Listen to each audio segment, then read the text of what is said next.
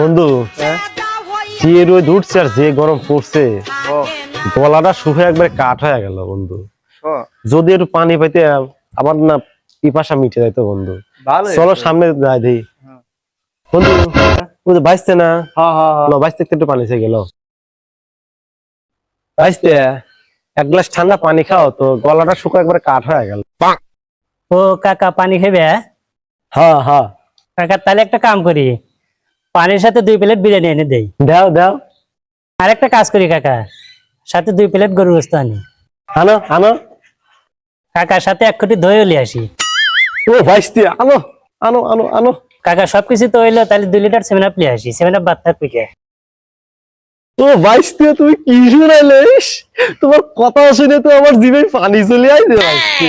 ইস ও কাকা পানি আইছে, ওই পানি খান, পানি মানে আনতে পারবো না।